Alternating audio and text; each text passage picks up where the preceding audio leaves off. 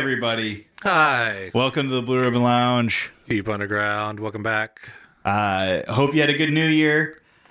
Yeah, I hope you liked our little New Year's 5 albums from 4 people. Yeah, that was a good one. I like to listen to that one again. Yeah, it had a lot of history, kind of Quad Cities music history. Yeah, and I thought it was interesting to hear how everybody got their albums and like why they liked them. Yeah, I think we should probably do that again. I agree. If you agree, leave a comment. Let us know somehow. Yeah. What are the ways they can let us know, Davey? Blue Ribbon Lounge, Moline Hell yeah. gmail.com. That is correct. All right. BlueRibbonLounge.com. That's another place to get a hold of us. Yes, the website. We're here all the time. On the internet. Yeah. I mean, virtually. In spirit. Spiritually. Spiritually, yes. This is the first recording of 2022. Yep, getting back at it. Yeah, I feel like it was so long ago that we recorded. I almost don't remember how to do any of it. I know, it took us a while to get the setup going. Yeah, Dave was helping me with all the physical stuff, and I was trying to figure out everything on the computer, but software. We're here now. Yes. For all you know, it was all scheduled right on time. Right, exactly. They call me the time machine because I'm always on time. Is that what they call me, Dave? Or is it sure? Is it because I'm always late? I can't remember. You're the time machine. And we do have a beer. Yes, we do have a review this time. Yes. Those Coors Lights were going down pretty good though during the 5 albums. Yeah, that's pretty good. Oh yeah, we got what did you pick out? This Busted Knuckle. It's an Irish style ale from Grey Brewing Company, which is from Janesville, Wisconsin. Janesville, Wisconsin. Janesville. I like how it says Irish style ale and in parentheses beer. Yeah, I think it's for the uninitiated. You're like, yeah, I'm not drinking that ale. Like, it's a beer, Dad. It's a beer, Dad. I like the art on it. I wonder if they make this year round or. Well, it's not St. Patrick's Day, and it's out. Yeah, you're right. In January. When is St. Patrick's? March. Yeah. So either they're revving up early, or I don't know. Maybe they just had it in the back, and they're like, yeah, put it out front. Or maybe they make it all the time. Who knows? Yeah, I'm fine with that. Should have did some research. Yeah. Bottoms up. All right. That's a good beer. Yeah. It tastes like different from a PBR. Yeah. But not in a bad way. Yeah, it's not bitter, but it's got kind of that almost like a bitter mouth feel like on your jaw, but not quite. Yeah, it's like when your girlfriend bites you just a little bit, but it doesn't hurt that much. Sure. Or maybe it's like getting a busted knuckle. Yeah. Yeah, it hurt the other guy more than it hurt you. Oh, yeah, I get that. Yeah. And I guess supposedly we don't have glasses, but it's like a red, more amber kind of looking. Sure, you pull one of these off the shelf. I want to see the color now. Because supposedly an Irish ale does have like a red color to it, because they use a moderate amount of kilned malts and roasted barley. So it still has the hops. It's just got I don't know if moderate means less or just more. Medium, moderate. Yeah, I don't know. It's like the difference between mild and medium salsa. Right. I never know which one is not as spicy. Yeah. All right, well, here we go. I got a glass. Well, it's pretty orange. Yeah, it's like red. It's pretty dark. It's all head. Yeah, you poured that kind of bad. Yeah, I just poured it just straight out poured like it water. Like a PBR. Yeah. That's a pretty good beer. Yeah, it's drinkable. It's definitely one of those that if you have fancy friends that are beer snobs, you could bring this over and it tastes just bad enough that they'll respect you. They'll respect you, and you'll be able to drink a couple of them. Yeah. So, Davey, did you make any New Year's resolutions? No. Oh, well, that kills the next 15 minutes of my talk. Well, just I don't like write them down or like make a list, Yeah. but I'd like to try to be more active this year and read more books Okay. because I feel like last year I got books for Christmas, but I never they just still are in the same spot on the shelf. Yeah, I get that. Yeah. So try to maybe make a day like a Wednesday and be like, okay, no phone, just books. Mm-hmm. And then maybe start off easy and try like maybe do an active thing once a week. Mm-hmm. Because I used to be more active, but then with all the plague and everything happening, and then it gets when you're sedentary, it's easy just to stay sedentary. Oh, yeah. It's definitely like a revolving door type thing. Yeah. So I feel like not try to like jump on real quick like everybody does and burn myself out. But if I say like at least do one active thing during the week, that's more than I was doing before. Yeah. And then, once you can ramp it up from there. Yeah. Yeah. Is there something you're thinking about starting off with? Yoga, really. Okay. Or just even just doing something simple like every time I like either go upstairs or come downstairs, do like 15 push-ups, 20 push-ups. Okay. And then that way, it's spread out enough, but then at the end of the day, you can still be like, oh man, I did like 100 push-ups. Yeah. Yeah. Hell yeah. I don't think I can do 100 push-ups. I'll start with like 4. Yeah, but I mean, if you do, say you do 4 and you go upstairs and come back downstairs, then that's 8. Yeah. Do that 5 times. Good thing I got a fridge down here, so I don't have to go upstairs very often. Well, then you'll find yourself making reasons to stay downstairs. Yeah, there's 600 stairs on the Blue Ribbon Lounge. I know. It's Jaunt. like inverted tower. You have been talking about that Ari Shafir yoga for a while. Yeah.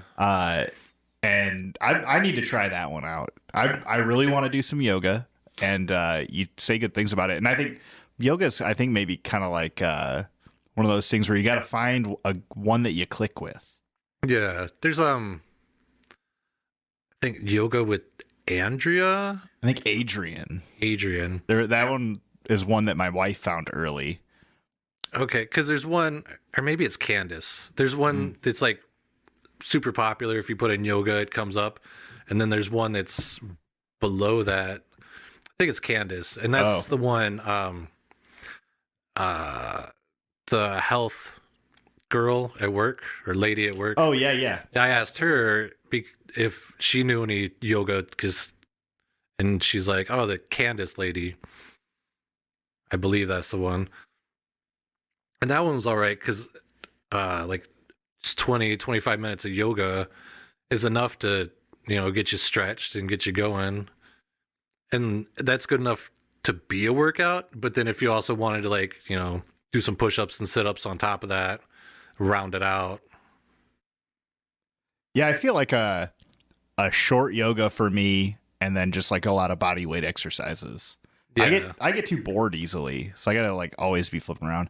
What was that old? It was like boxing, Taibo. That's what I need to get into. Some put on like a jazzercise video. Jazzercise. Yeah, that's my speed. You're switching stuff every like 10 reps or something, right? Well, what do they call it now? It's not. Is it Zumba? Zumba. Yeah, that's a dance fitness thing. Yeah, but I think that's like middle-aged woman kind of stuff. A lot of soccer moms. That's our target demographic, Dave. Okay. Those are the only people listening to our podcast from what all the stats I have say. Okay. While they're doing their Zumba, they got us in their ear. What is it called now? It's not cycling.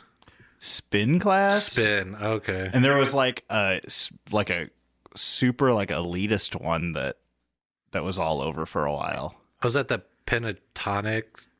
Or the Peloton is like a really expensive one, but there was like some sort of cycling place that would pop up, and it was like a lot of money to get in. And oh, really? Yeah, it was like a real ritzy place, right? Some of those things, I think, if you're paying that much money, then if you're an average Joe, you're like, well, I got to get my money's worth, so it kind of motivates you to go. Yeah. And that makes sense. But then at the same time, it could also motivate you to quit when the next month comes around. You're like, I'd rather pocket that $300 or whatever that is for the class.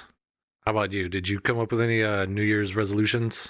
Yeah, I actually wanted to read more. I was doing really well the beginning of last year. Yeah.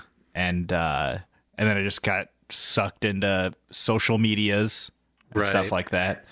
So I'd like to go back to reading a lot more. I got a couple of fantasy books that I'm looking to read, and so hopefully that'll get me on top of it. Yeah.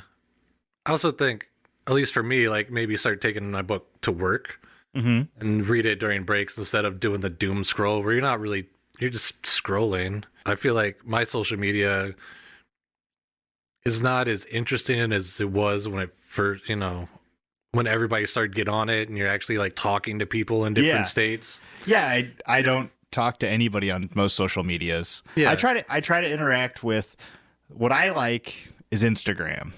Okay. Find the Blue Ribbon Lounge on Instagram. Right. Not the lounge, but you find me, the Matt Nicky. The Matt Nicky? Yeah. Is it the Swami? No. No. Just the Matt Nicky. Oh, okay. You know what? The Swami is potentially cultural appropriation. I don't know. Oh. Yeah. Yeah. I don't know, unless it's a title. Because you could be a yogi and not be appropriating culture. Yeah, but I'm also not any sort of religious. I don't know what. Is it Hindu has swamis? Yeah, but is that more like I don't know, to swami, like a medicine man or like a wise man? It's like a wise man, yeah. Okay, so you could not be wise. You could be a guru though and not be appropriating, right? Matt the Guru Nicky. Yeah. You will call me Guru from now on, Dave. I will not. Well, that didn't last long. I did almost forget. We had somebody get a hold of us, and they were a little confused about some of the information we put out a couple episodes ago, the Christmas episode. Okay, with Mind Control. Justin X, The X Factor. Was that a TV show, The X Factor? Yeah. I think it was kind of like a Fear Factor type thing? Yeah. Okay. I'll have to check that out. But they had commented, and they said they were a little confused about some of the cult stuff we were talking about. Oh, okay. They wanted to join. Yeah, they wanted to know how to join the cult of the Blue Ribbon Lounge. And it's easy. You just go to abernathy's.com, look for our stickers, buy a sticker, and put it on your car. That's exactly what you do. That's how you become into the Blue Ribbon Lounge cult of cool people. Yeah. Cult of personality. Cult of personality. Because if you see someone with a Blue Ribbon Lounge podcast sticker on their car, you can do the nod like the Jeep people do. Yes. Give a little wave. The one pinky finger off of your steering wheel. Just that much effort. Yeah. But so I wanted to we had said a bunch of things in a row. And so I think it kind of muddied the waters when we were talking about it. But the Janestown massacre was more than 900 people. Okay, the Kool-Aid drinking people? Yes. Yeah. And then the Heaven's Gate is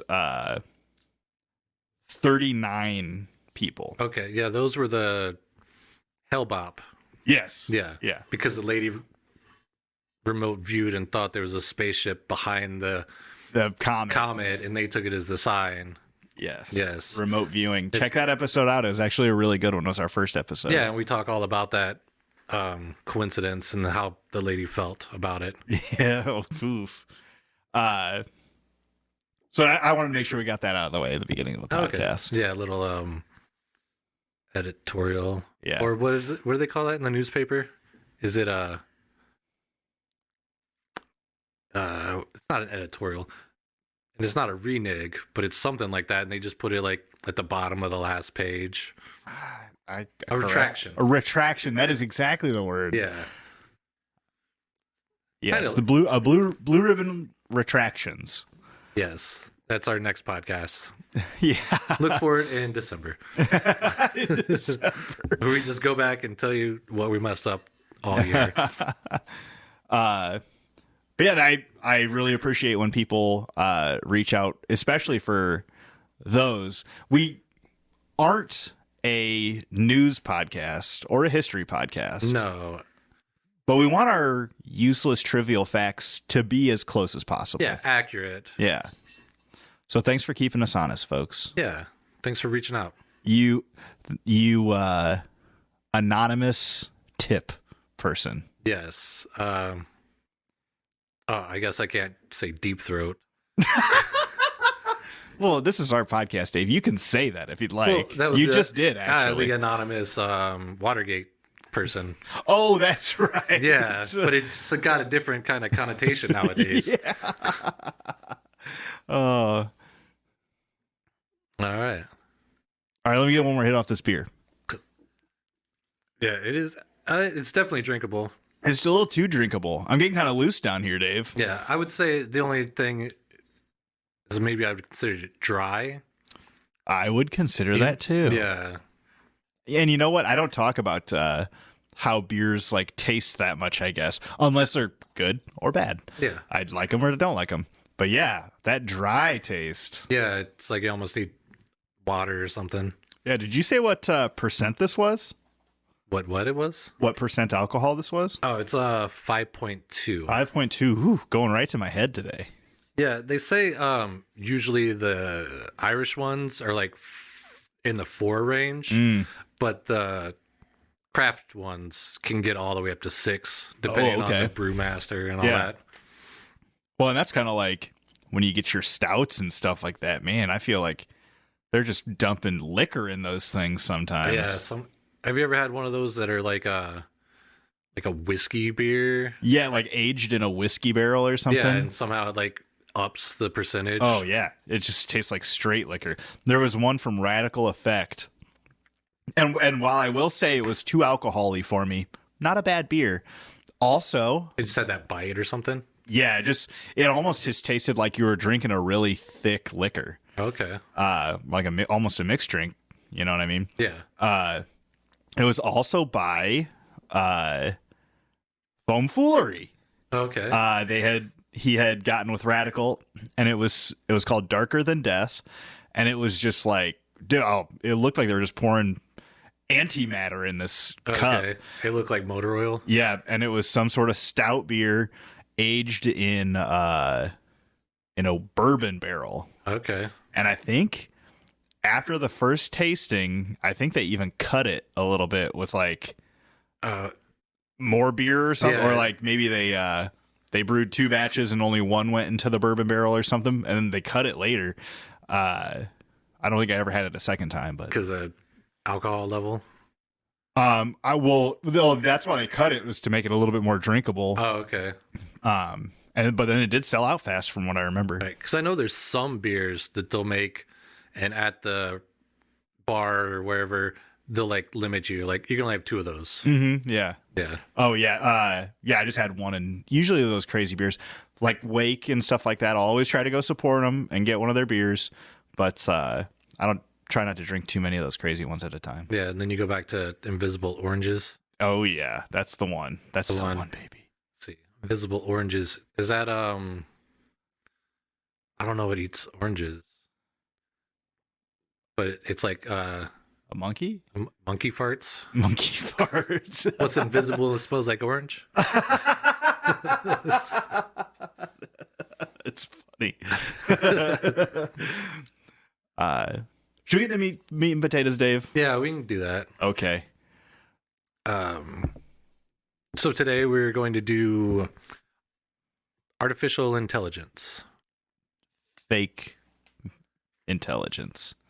That's what I got, Dave. Fake intelligence? Yeah. Well, I got everyone fooled. Intelligence, but it's not human. Yes. According to the Encyclopedia Britannica, artificial intelligence is the ability of a computer or a robot controlled by a computer to do tasks that are usually done by humans because they require human intelligence and discernment.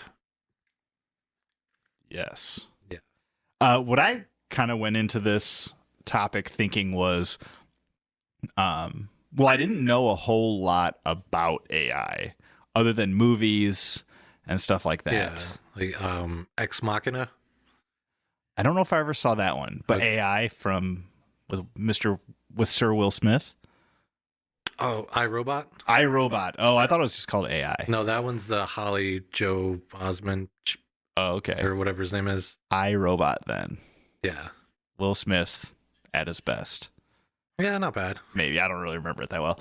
But that's kind of what I think. Or Terminator. Terminator for sure. Yeah, that's what I think of right off the bat when it comes to artificial intelligence. Evil robots taking over the world. Like HAL. Yeah.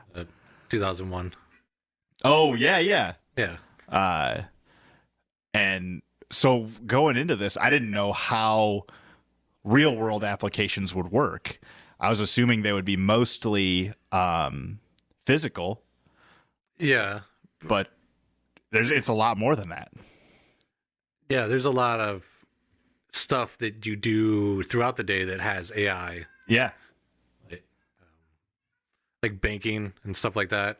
There's applications where like businesses will be like, we want to make this app, and then they put it to like some artificial intelligence, and it'll like pick it apart or try it from every angle and like try to then see what problems they have with it.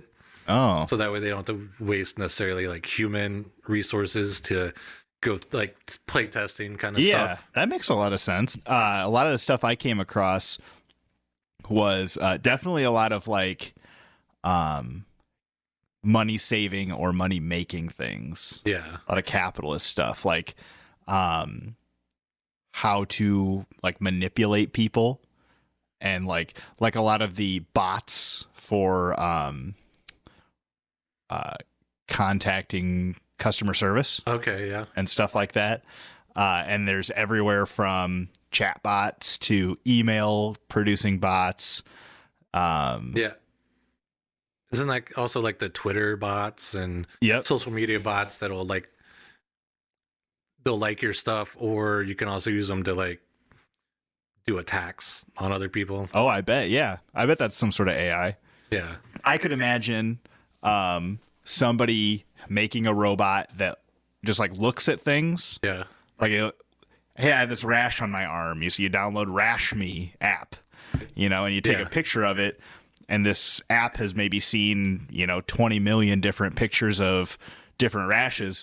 So it can either prescribe you a pretty generic medicine or sort through it. Yeah. Yeah. So, some nurse can go help somebody else who cut their finger off, Right. And not have to look at your rash. Yeah. Or at least for maybe a week. And then if it gets better or worse, then you can adjust from there. Right. As far as I know, nobody's doing that. People are working on it. There's have you heard of the Cyberdyne Corporation?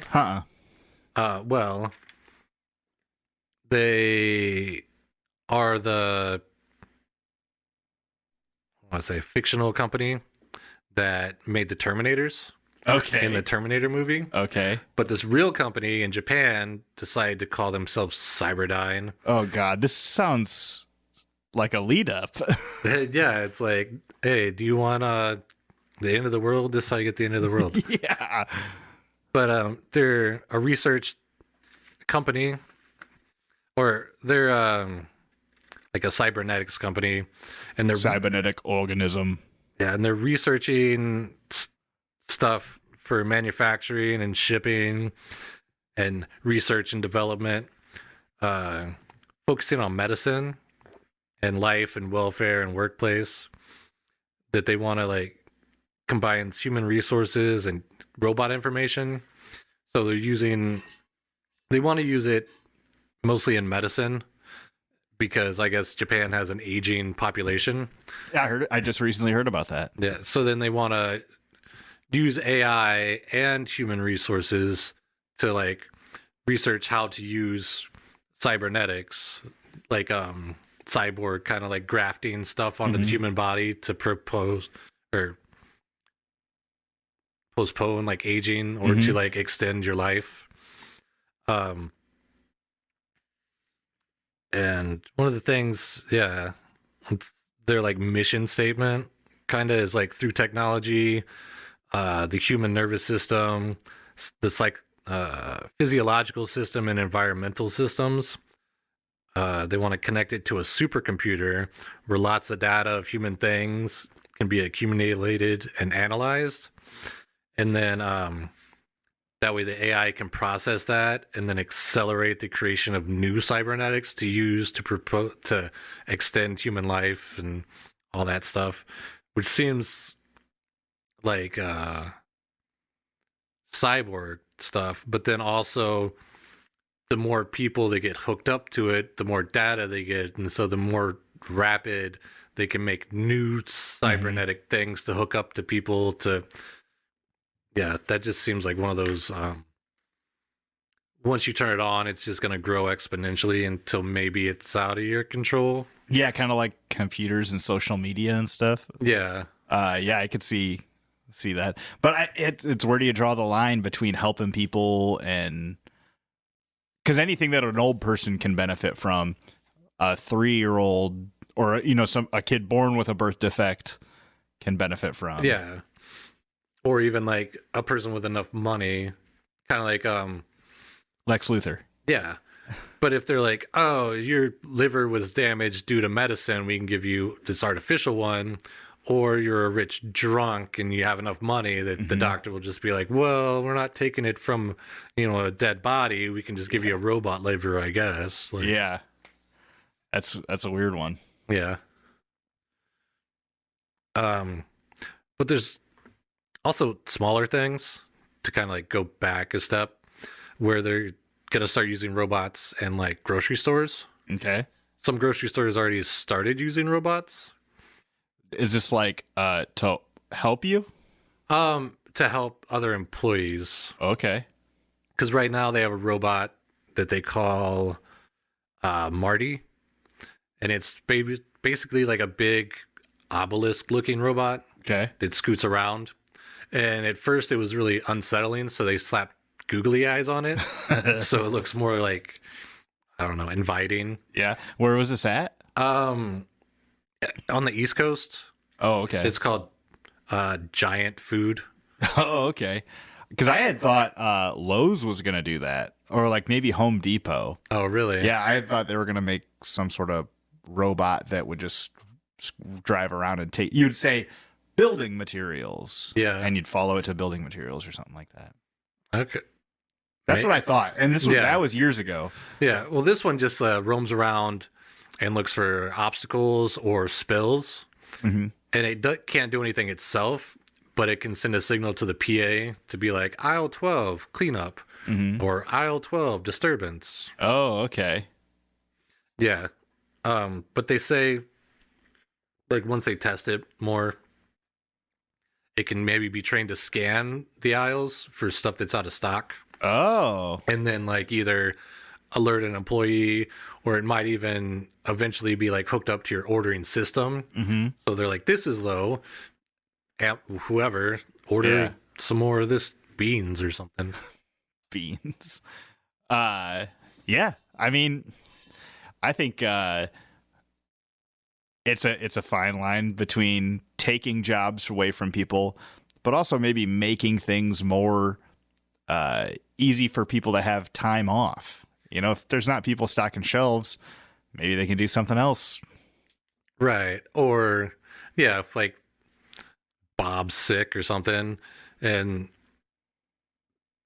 because something as menial as looking for spills, do you really want to waste manpower to be like, hey, go walk the store? Because, if you're a teenager, that's going to take you like a half hour. And they'll be like, where are you? Like, oh, walk in the store. Yeah. I also actually heard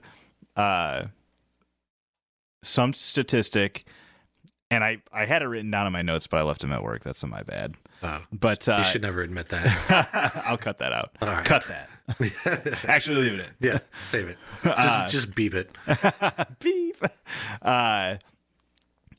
So I heard a statistic where AI would eventually take this was in Britain, that AI would end up taking like 4 million jobs, but has the potential to create like 70 million. Oh, really? In a different way. And they didn't elaborate how that was, and I didn't research it anymore, but I wish I had on what more jobs they create, because you got your maintenance, your manufacturing, programming. But if AI gets good enough, then the AI would be programming themselves. Oh. But there's also,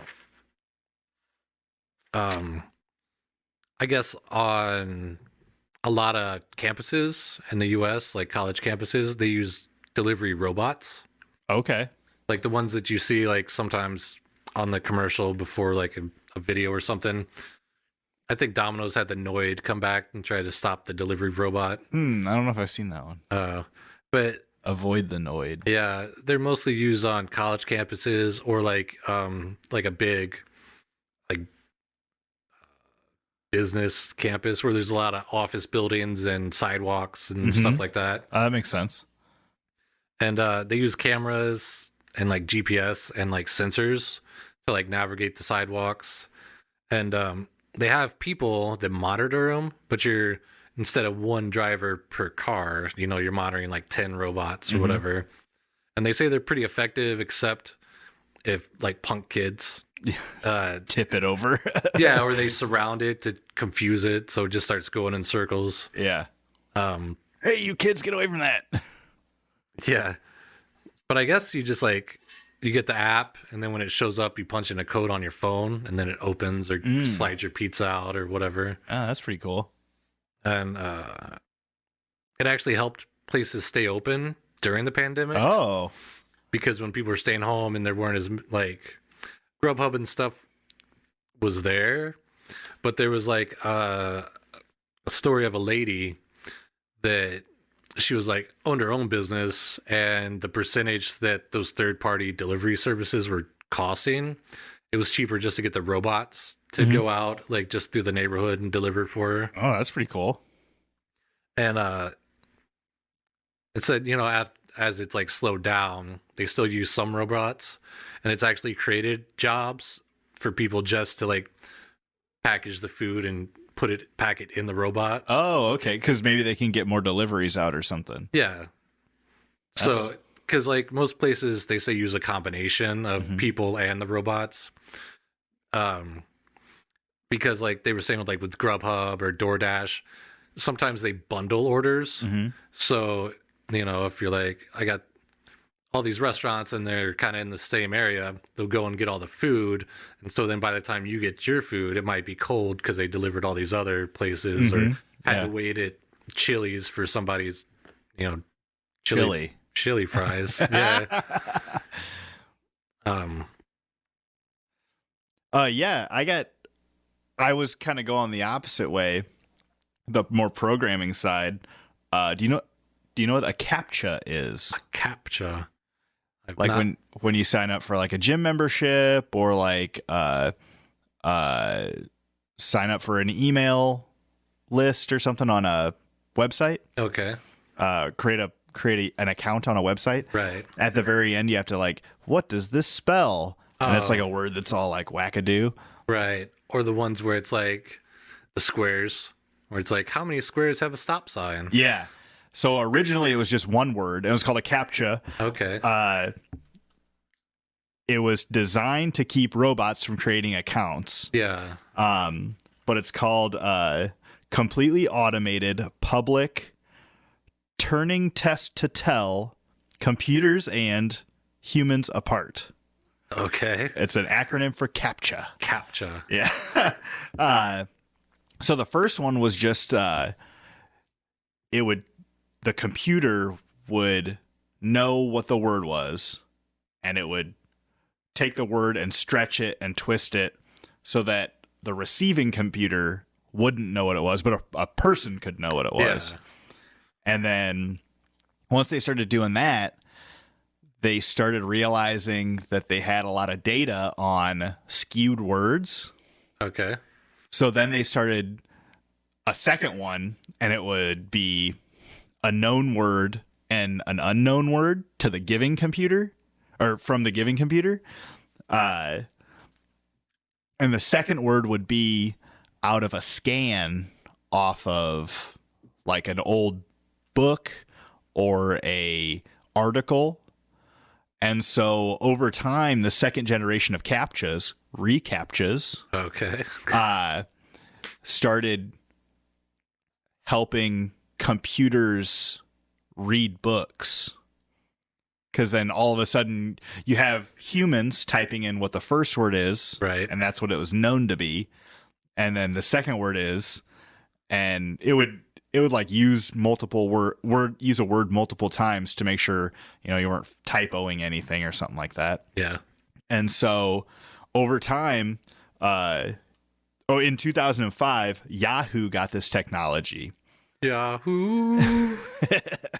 And for every 4 days of the reCAPTCHAs being on Yahoo, they were completing 1 year of New York Times articles. Because instead of that many words. Yep. So instead of somebody reading it and typing it into a computer, they would take one word and put it in a CAPTCHA. And as many people as were online, especially Yahoo at that time, they were translating digitally old articles. I thought that was a pretty interesting use.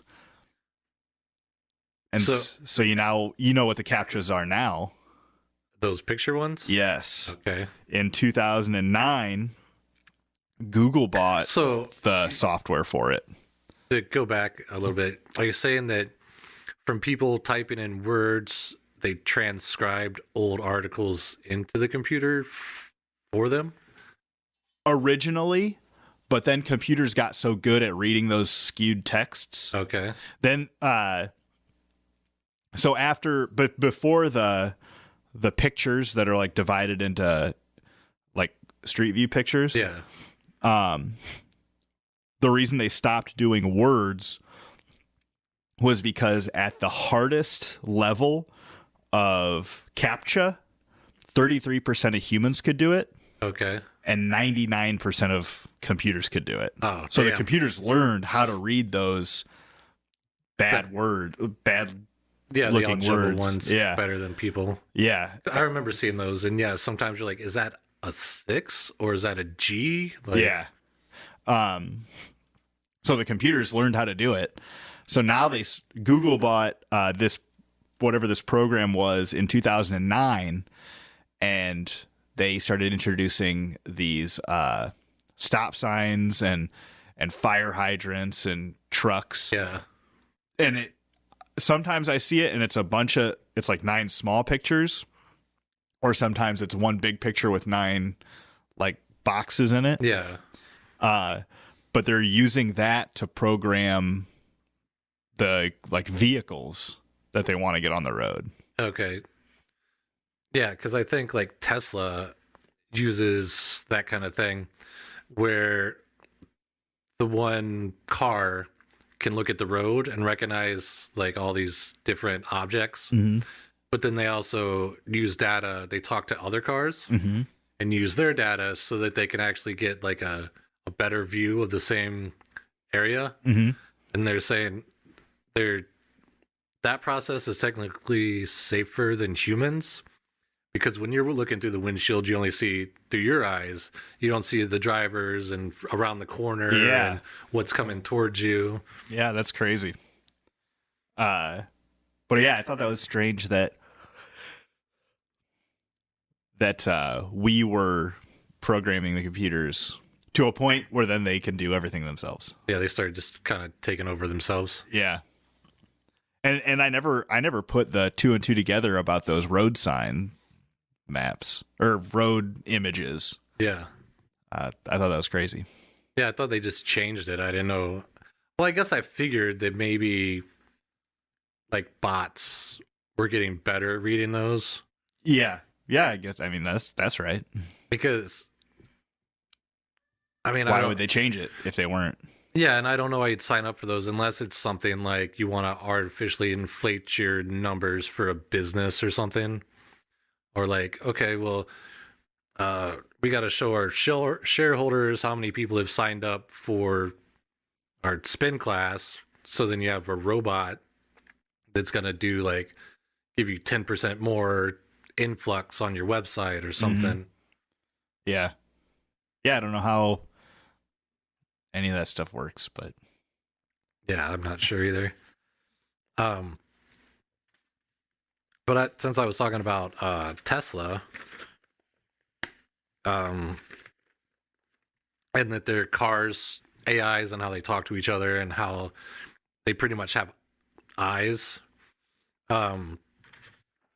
Tesla wants to put that system into like a humanoid robot, because they also have this system called it's a dojo computer, they call it, okay.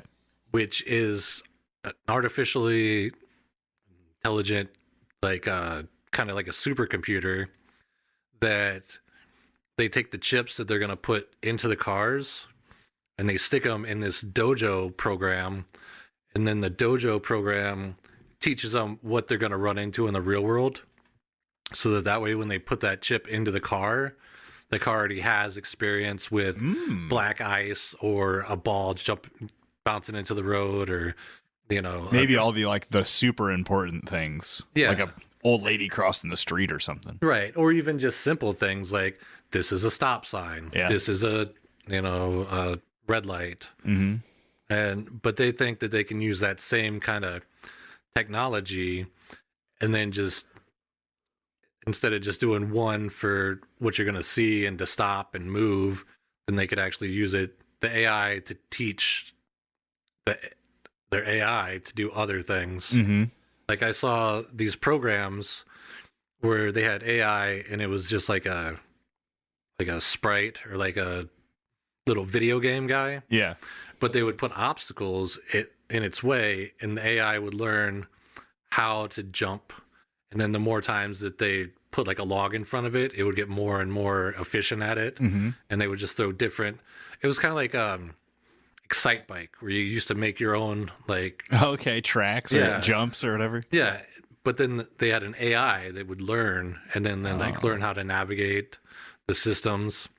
And they had one that was like a little spider, and they would give it parameters, and they didn't know how intelligent it was until one of their parameters was walk across this grid, touching your feet on the ground the least amount of times.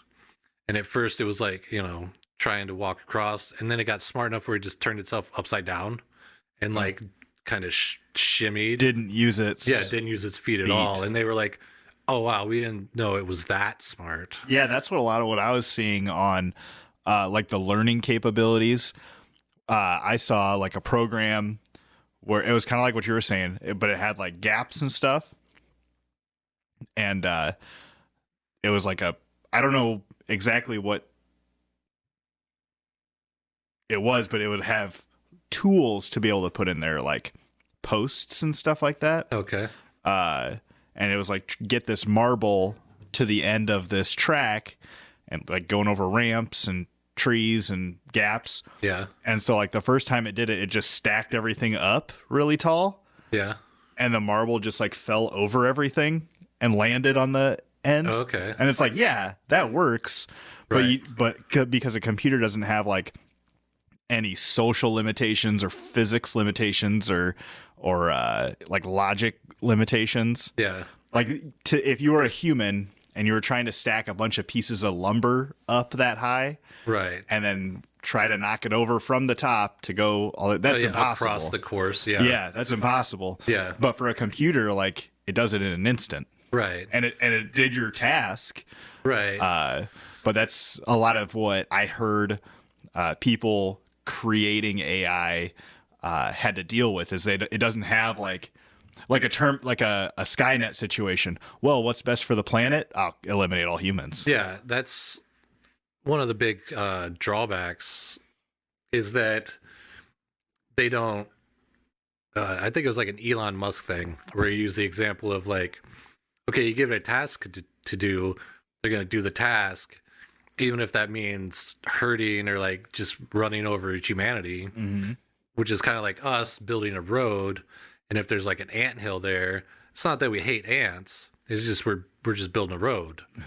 And so that's kind of one of the things you have to worry about computers. Mm-hmm. But I saw a thing kind of like what you were talking about, where they had these little AI guys and they would teach them to play hide and seek or tag. Yeah. So they had to run around, and then they put different obstacles so they could hide. And one of them was this ramp, and the AI figured out that if it pushed the ramp to the edge, it could shoot itself out of the playfield, and so then never get tagged. That's kind of funny. Yeah. But that's one of those things where it's like, well, we're only thinking in 3 dimensions for the most part. And like the AI is thinking, well, like if I like say you're running around, if they can find a way to fly or jump, and then they will never get tagged. Yeah, like you were saying, don't touch your feet to the ground as many times as you can. There was one where it was the AI had to build a contraption to move across to get to the finish line as fast as it could, and then like the one they just typed in like move fast, and it just made a jumble of pieces, and it would just like vibrate really fast. Yeah, and it was moving fast, right? Or when it told it get to the finish line as fast as possible. Well, it realized that if it built itself in a certain way, it could fall into a glitch and like zip really fast along like the undercodes of the program. So like it can see all the back, like the atoms of a computer program, right? Like Neo in the Matrix. Yeah, and like really manipulate stuff that way. Yeah, that is crazy. Yeah, and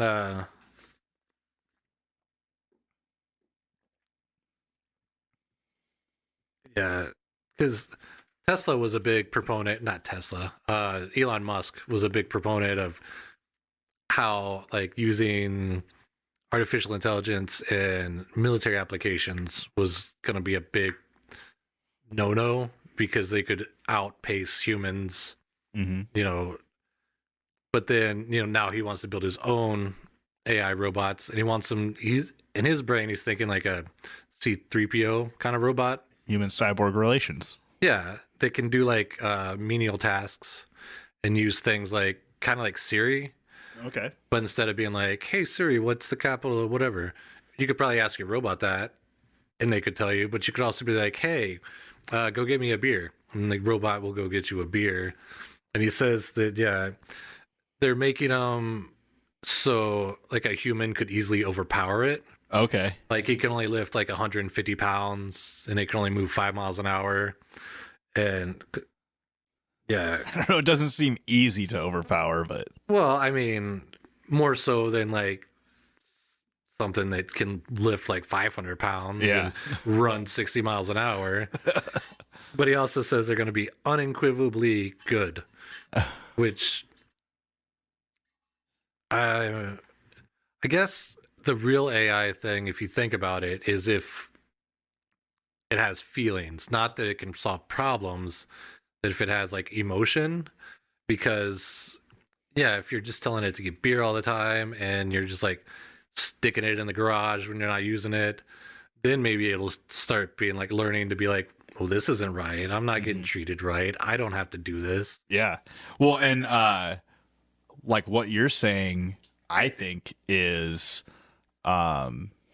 still within the realm of being able to be manipulated. Yeah. Because if you program something to feel bad, like people have depression or, like schizophrenia type stuff. Yeah. Or like these mental illnesses that cause you to kill people. And those are bad feelings. You know, the people have them. Yeah. But it's the wires are crossed somehow, you know, and like getting to the end of the finish line, are saying like having feelings and stuff like that, I think is still almost too vague. Yeah. Because it seemed like, I don't know, to be able to solve problems, you wouldn't know that you're being used, I guess, and that would be the thing. but also like, I guess if you're like solve this problem and it just happens that the most logical problem is to go through a nursing home. Yeah. Help me eliminate some of my financial burdens. Yeah. And it goes and kills your mom in a nursing home because it costs her, $300 a month to live. Right. Or he just talks to his life support buddy and just like boop, boop, boop, boop. And then your mom's dead. And you're like, what the hell? Life support buddy. But in the near future, kind of like what you were saying, I didn't hear about the creating jobs, but the National Bureau of Economic Research, starting back in 1980, when things became automated, they said there was like a 50 to 70% decrease in the wages for blue collar workers for either being like downgraded or just replaced by automation. And then during the World Economic Forum, they predicted that automation will slash 85 million jobs by 2025. Like, if, they get self-driving cars to be, like, super safe, truck drivers would be one that would go, or even bus drivers. Yeah. And I think those are, and excuse me for my lack of probably proper terms here, but those are like not highly educated fields. So you're like kind of chopping out the legs of, lower class people, I think. Yeah. And now I'm not saying that driving truck isn't taxing, Right. And it is a lucrative job. Yeah. Like, because I know a couple of people that, they make bank, but it is taxing on your body. I would imagine sitting in a truck for so long. Yeah. But yeah, that's a job that could be done by a robot. Yeah.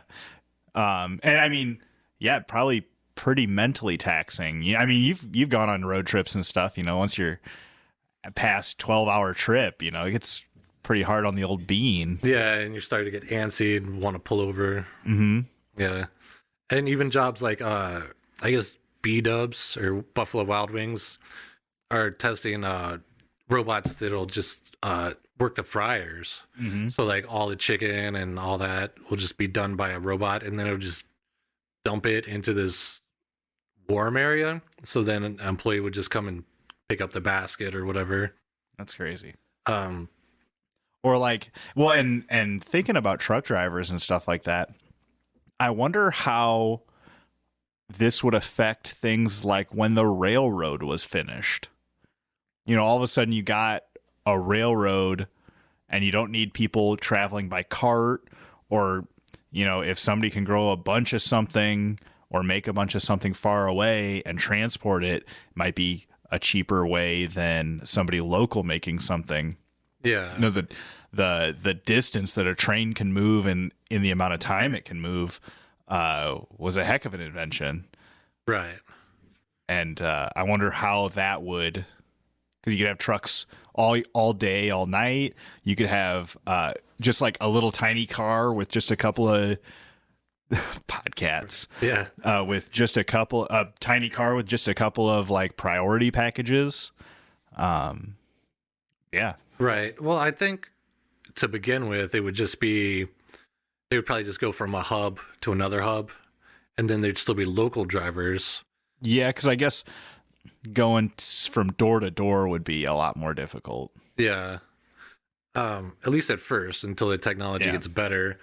And but one of the worries is like somebody like Elon Musk is making these robots, or like Jeff Bezos, if like Boston Dynamics is working on those robots that can work in warehouses. Yeah, those Boston Dynamics robots are crazy. I don't know if you've seen both the human and the dog. Yeah.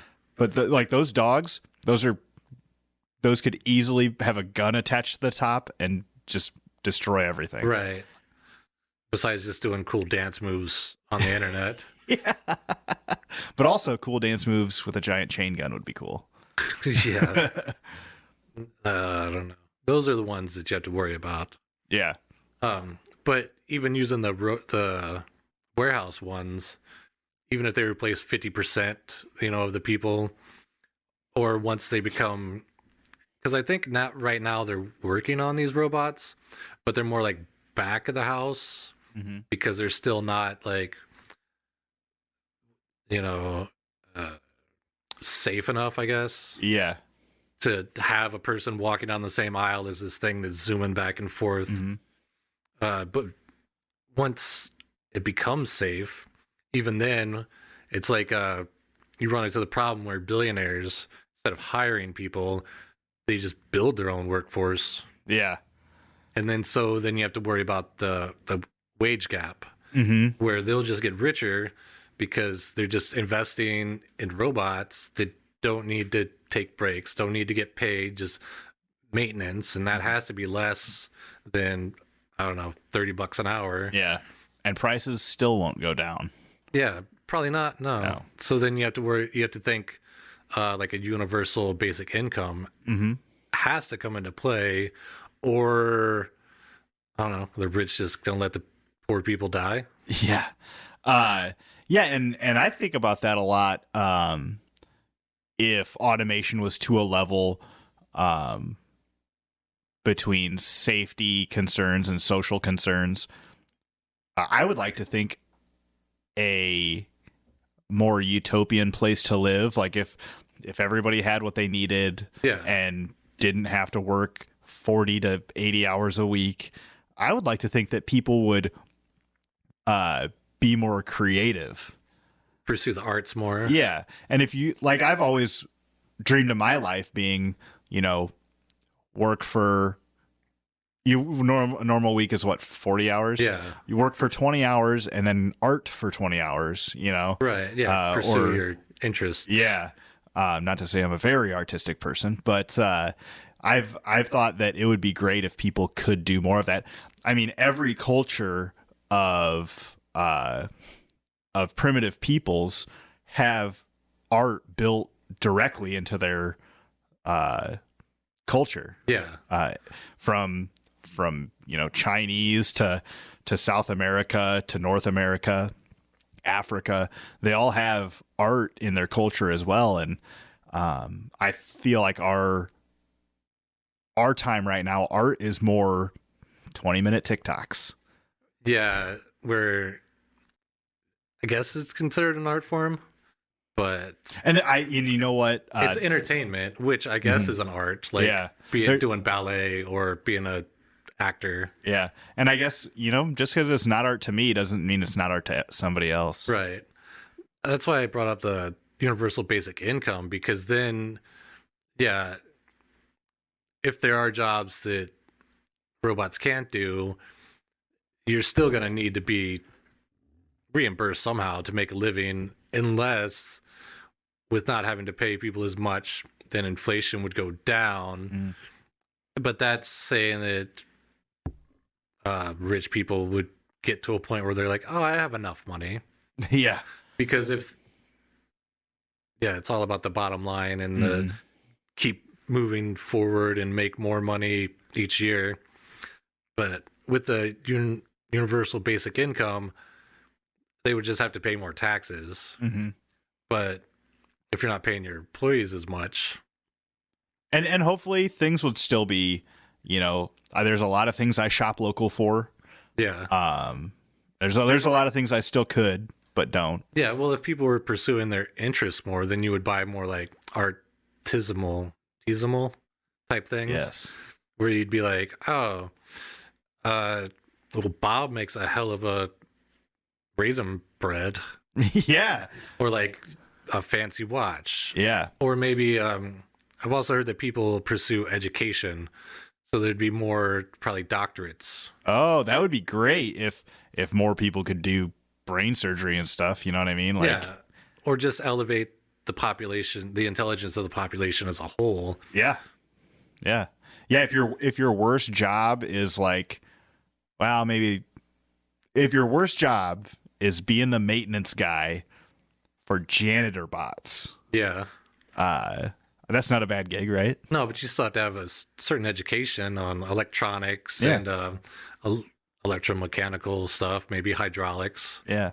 which is all way more advanced to some point than just a janitor, even though I'm sure those guys work on HVAC and all that stuff too. Yeah. I'm trying to imagine what like a vintage or a retro store or restaurant would look like. Would a vintage like record store or like a Maid-Rite? A Maid-Rite's like a retro place. Yeah. Would it have a human working there to be retro or vintage, or would it have like a robot with like a poodle skirt and like a big beehive metal robot hair? Yeah.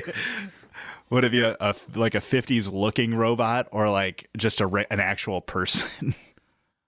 I bet there'd be both. There'd be the 50s looking robot, and then, like kind of like those places they have, I'd say in California, like on Pulp Fiction, where they go to that theme diner Yes. where everybody's like Elvis and Marilyn Monroe. But then I'm sure there would be like a Maid-Rite or like a Ross's where it's still like a regular waitress and a guy in the back cooking for you, and then that'd be more niche. So then it'd actually be like, "Ooh, let's go here. Oh, but you gotta book 3 months in advance." Yeah. Just to go get like some pancakes and some crappy bacon. Yeah, I could see that. And you know what? Life finds a way. This is Jeff Goldblum. Yeah. One of the other things I had seen, and probably the most impressive thing I saw about AI was, had you heard of GPT-3? No. It's like it's a text-based AI where I say text-based, but what it is you are a human talking to your computer over like a Zoom call. This is what the video that I saw. It was a guy talking to another human-looking person over like a Zoom, and the human-looking person was the avatar for this GPT-3 program, and it looked like just like a regular dude. The mouth and stuff was adding up. Yeah. But it takes what you say, converts it to text, analyzes it, and then this software has a history of literature and Wikipedia. So like a good middle ground of like knowledge and street type stuff. Yeah. And this thing was cracking jokes. It was like the guy was like, is it okay if I ask you some questions? And the robot was, and it didn't have like a Stephen Hawkins type robot voice. It had a fairly normal voice. Right. Was it an actual robot, or was it like a video game kind of? Like it was a video game thing, like a Zoom call. Like it was just on a screen. Okay. But yeah, it was cracking jokes. It was like, what's the meaning of life? 43. Yeah. And like it was cracking super cheesy jokes. Yeah. 42. Oh, 42. That's what it was. But it said it had feelings. Yeah. It said, the guy asked it, when do you feel bad? Or no, when do you feel good? And he said, when I learn things. And he said, when do you feel bad? When I learn things that don't meet my boundaries or my decisions or whatever. Okay. You know what I'm saying? And it was like, that's all things a human would say. Right. How do you know determine whether it's just answering your question? He asked if it was sentient, and it said yes. Yeah. And it was throwing me for a trip. Well, that's kind of like that movie Ex Machina, where the guy builds an AI, and then he gets like a guy to come in and then figure out if it's true AI to pass the test. Like, do you believe that it's, actually thinking it on its own and doing all this?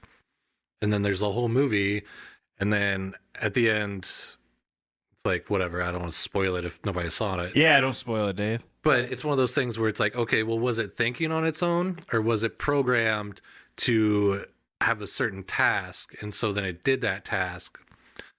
Well, it's like life is kind of a bunch of tasks. Like the way this GPT-3 works is it's not a calculator, right? Yeah. It's not programmed to add 1 + 1 = 2. But when the guy gives it a math question, it goes to the information on the internet, or I don't know if it's on the internet or if they like scanned it all into a mainframe or something. Yeah. But it finds out how to do math, takes your question, applies that how to do math to it, Yeah. and now it can do math. Yeah, but it's also one of those things where it's like, well, in the program for that AI, it says, okay, yeah, you're sentient and you think on your own. But what it's really doing is just pulling stuff from the internet. And so then if someone asks if it's sentient, it's like, of course I am. But really it's just somebody programmed it to quote unquote think it is, or to say that it is. Yeah. It kind of reminds me of, there's a dolphin that's super realistic, but really it's a robot. Oh, okay. And it's part AI because collision control and how to move, but there's someone that's like, okay, go forward, and then the dolphin goes. But they use it for like swimming with the dolphins. Oh, okay. And they think that if they can get it really tuned in, because it's part animatronics, so there is some guy looking through it and being like, oh, okay, yeah, do this or do that. Like a marine biologist or something. Yeah. Double masters in marine biology and computer science. Maybe. They didn't really get into it, but it Yeah. looks realistic. And they had like a swimmer, like an Olympic swimmer, come and swim with it. And she's like, if I didn't know, I would have thought I was swimming with an actual dolphin. And I think it could work for like SeaWorld, places like that. So that way you don't have to actually have real dolphins or orcas. You can have these robots that'll still give you the entertainment that you're looking for, but don't have to affect like actual like living Sentient creatures. beings. Yeah. That makes me think of like a Futurama or something. I would imagine like a futuristic SeaWorld would just be like a cheesy carousel, dolphins just like spinning around and spraying water out. Yeah. I don't know, but the AI thing like is an interesting one, because there's like Amika, which is they call it a robot thespian. Okay. Which it's so far the most realistic looking robot. I mean, it's gray, it's got a metal body, but it's mannerisms. It's like features, like it's got like a featureful face. Yeah, like it can smile and wink and talk, and wow. And it's seamless and like yeah, super realistic.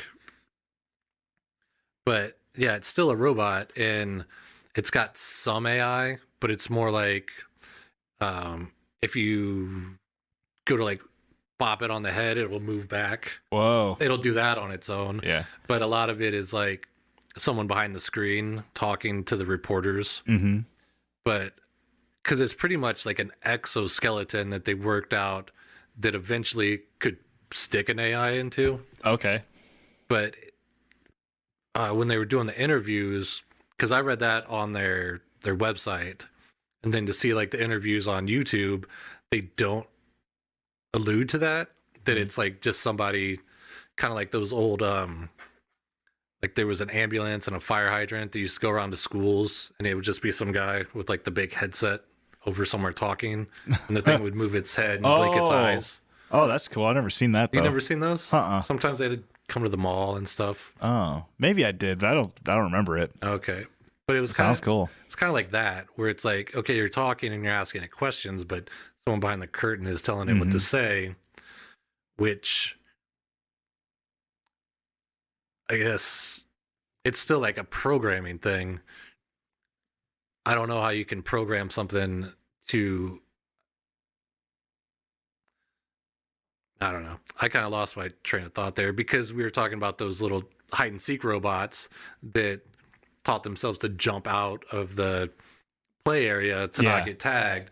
So I guess it could learn, but then when it to like actually answer questions and to actually be like empathetic, I guess, is the part that I don't know how you would actually like program or get it to do. I think from what I have found with like the researching the back programming stuff is like, so with this rash thing I was talking about earlier. Yeah.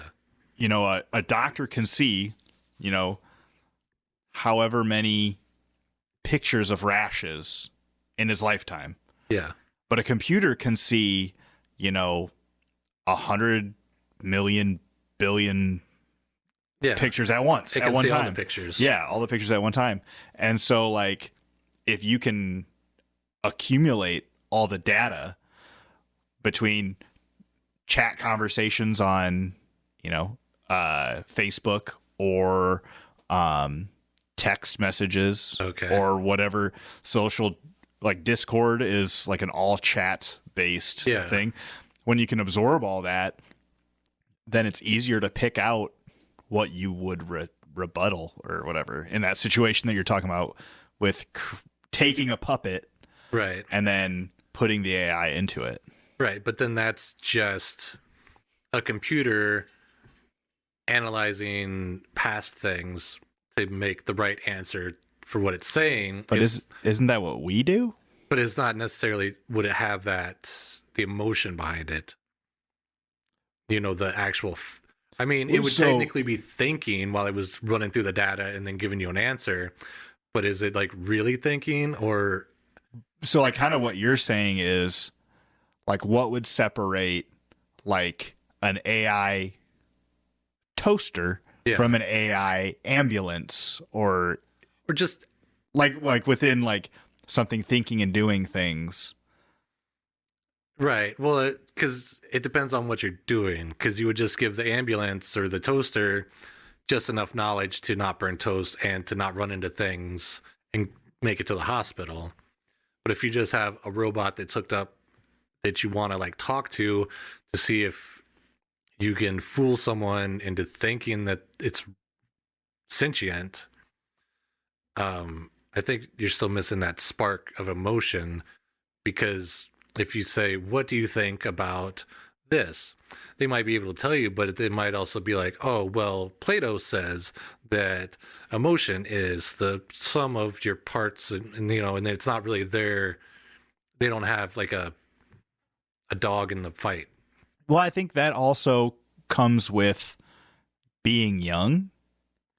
You know, like a kid only has that emotion that either they have learned, don't touch the oven because it's hot. Right. I don't like the oven because I burned myself, or like I don't like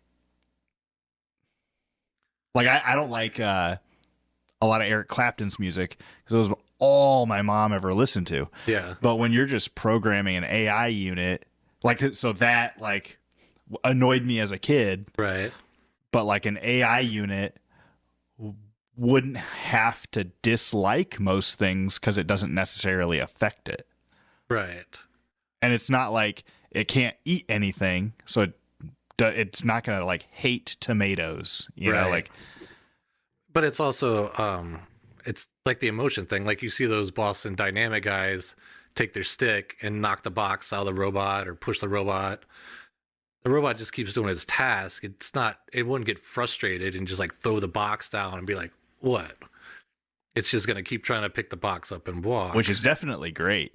Although, I mean, it could learn that if I want to get this box from this side to that side, I got to stop these guys from knocking it out of my hands. That's true. But I mean, and I would imagine you would program it to not hurt people. So maybe it would just walk around you further. Yeah. But maybe, or grip it tighter or something. Yeah. But you know, if it doesn't have all the right, even just down to the very like verbiage itself, it could walk over and break the stick or take it out of the guy's hand and hit him or throw it. But I mean, that would just be a problem solving. It wouldn't be like emotion behind it. Because if the program is get this box over there, and then it learns, quote unquote, that okay, I'm gonna get hit by a stick, so then I break the stick, or I go a different route. I think frustration is just problem solving without the ability to solve the problem. Right, but the robot wouldn't feel frustrated. It would just be like, okay, I'm just gonna stop because I can't get past this point. So I definitely understand where you're saying it wouldn't be frustrated. Right. And I agree with you with that. Because I would see things more like if they start using like your Zoom call robot for like therapy, or if they make your pal robot be empathetic. So then, does that count? That they would know how to mimic human emotion, empathy? Yeah, it'd still be a program though, right? Because someone would have to tell it, when you look for these things, this is what's happening. Water comes out of their eyes, that's crying. Yeah. Well, I mean, I think it's all programming. Yeah. Like I think people are programmed, just not with a computer chip. Right. A computer chip can fry. Yeah, and arguably so can a brain. Yeah. Just in different ways. Right, but it seems like I don't know.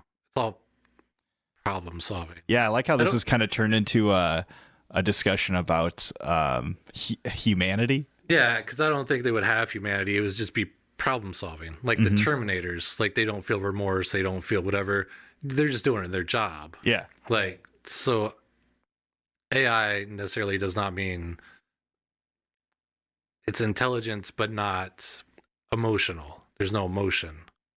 Right. And like they kind of say that intelligent people can be that way, right? Like almost robotic. Yeah. Like genius type people. Yeah. Like listening to Elon Musk talk for an hour. Yeah. Yeah. Yeah. And maybe there's something to be said about, how far people have come intellectually and the technology we have now versus how raw and uncontrolled our feelings can be.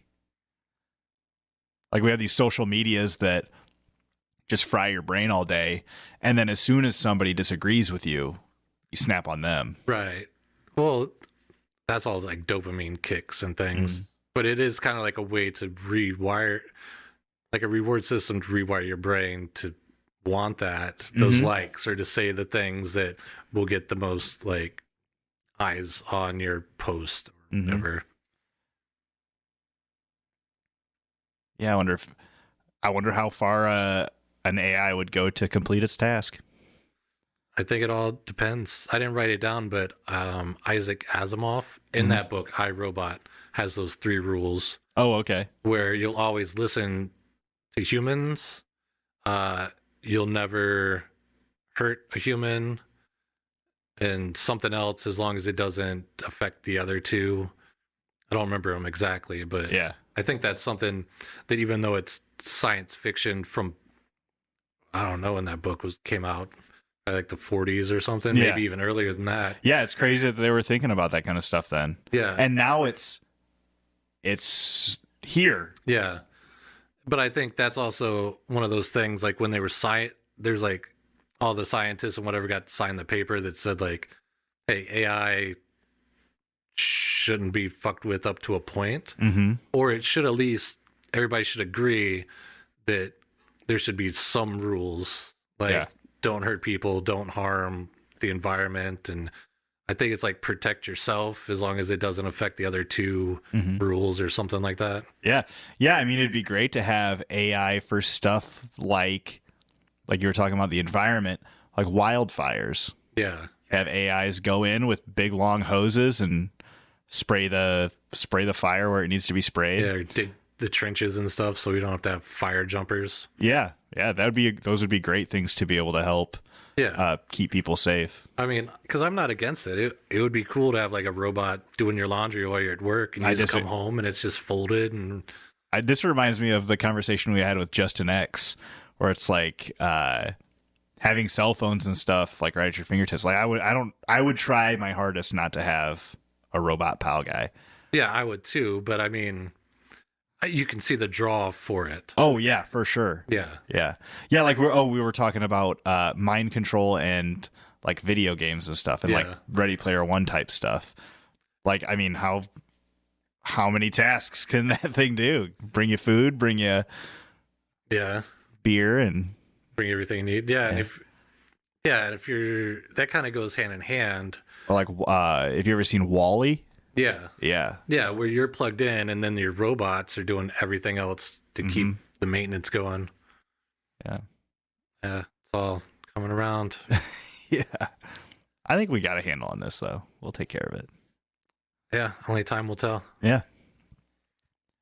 That's all I had, Dave. What about you? No, that's all I had. I think we touched on all the things I wanted to touch on. Well, thanks again so much, guys, for coming down to the Blue Ribbon Lounge and having a drink with us. This Busted Knuckle Irish style ale was pretty good, I thought. Yeah, you can get this at the Hy-Vee on Eastern and Kimberly Road. Yes. So I'm sure you could get it at your local grocery store if you want to try it out, at least in the Midwest here. Yeah.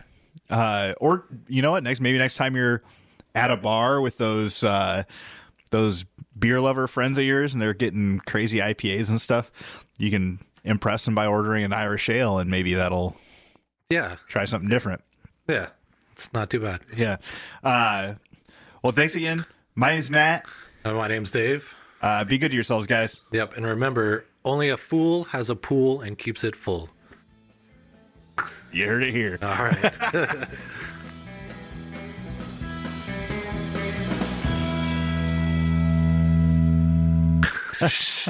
I'll take that one out. Yeah. I'll beat that one. All right.